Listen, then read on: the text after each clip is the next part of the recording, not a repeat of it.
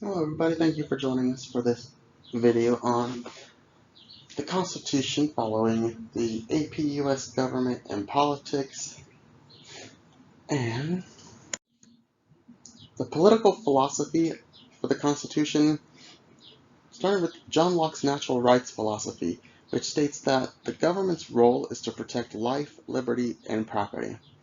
And this needs the consent of the governed, so this means that the voters need to be able to consent to whatever laws and everything, whatever's going to be passed by the government.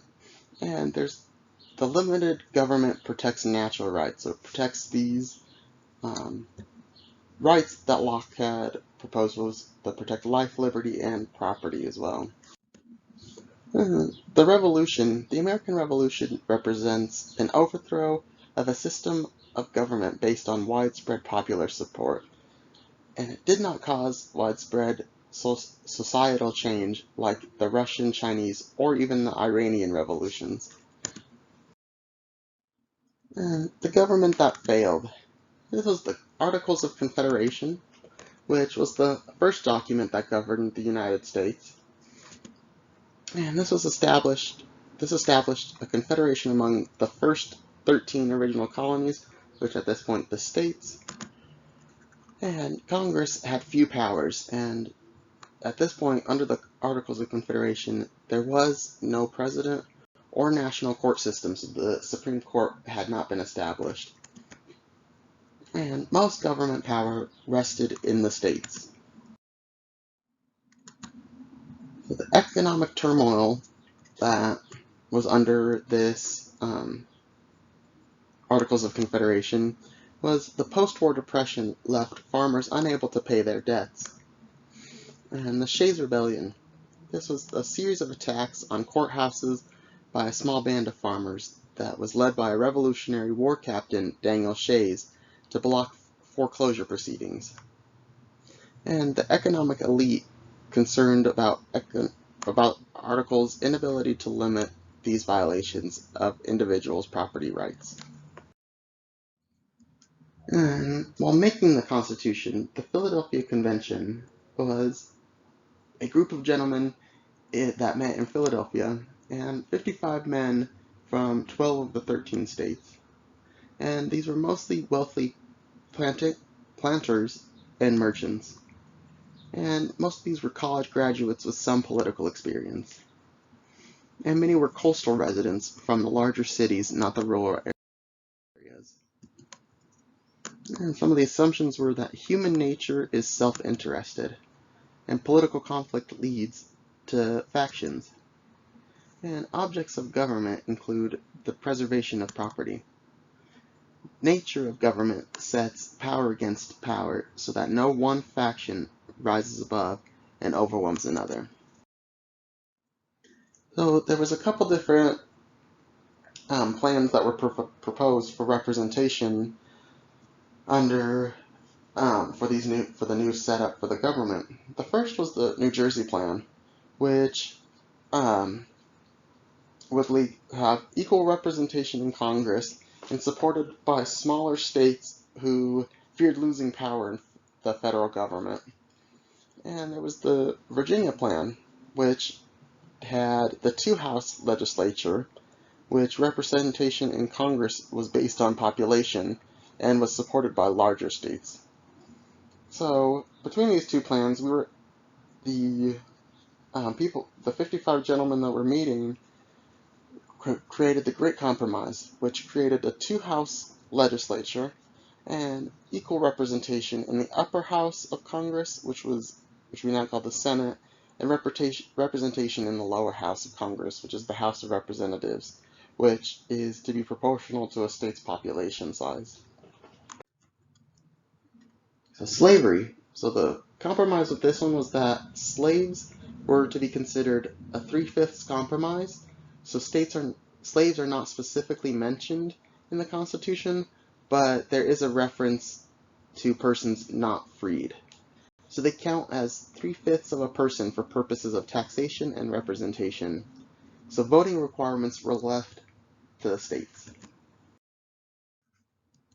So economic losses. States had tariffs on products from other states. Paper money was basically worthless because there was 14 currencies, and Congress couldn't raise money. So here was some of the a table showing some of the economics in the Constitution, so some of the stuff that they had kind of written in.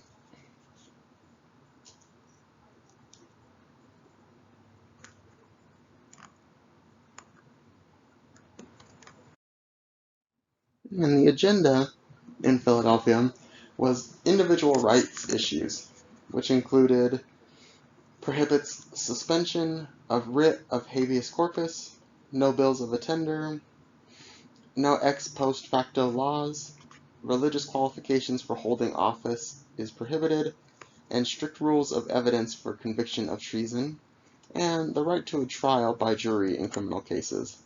And some rights were not specified was the freedom of speech and expression and rights of the accused.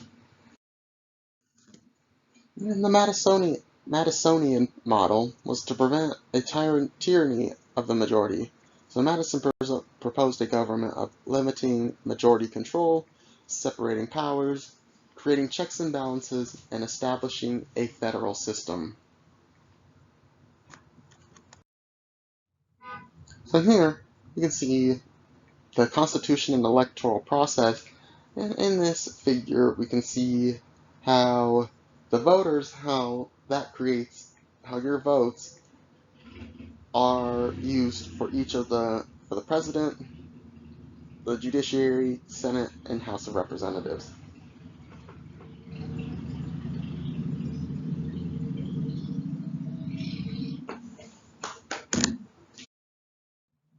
Yeah, and the separation of powers and checks and balances in the Constitution. So this is showing how each branch of the government is able to help kind of check each other and make sure that that one branch doesn't become more powerful than the other.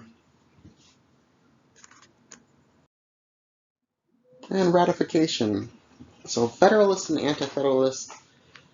Anti-Federalists, small business or small farmers, shopkeepers, and laborers, while the Federalists were large landowners, wealthy merchants, and professionals.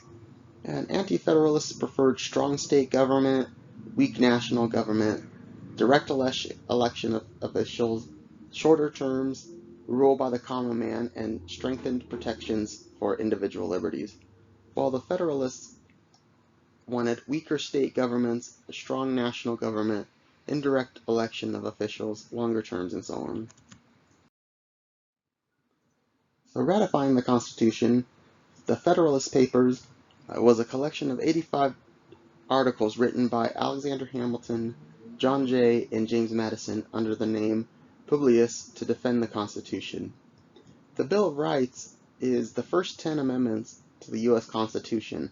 This was drafted in response to some of the anti-federalist concerns about the lack of basic liberties. And Federalist number 10 was, Madison says, factions are self-interested groups and adverse to some of the interests of the community. Factions are sown in the seeds of human nature, and balances government prevents the mischiefs of factions. And the 2002 question, in Federalist number 10, James Madison argued that factions in a republic are, and leave your responses down below to see what your kind of guesses are.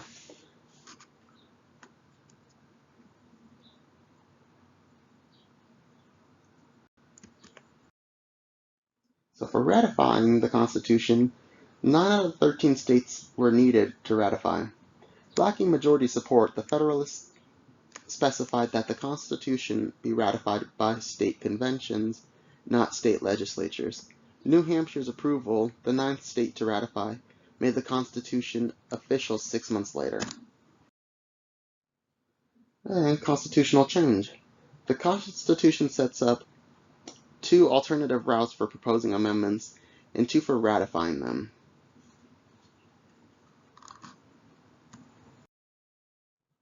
The constitutional change.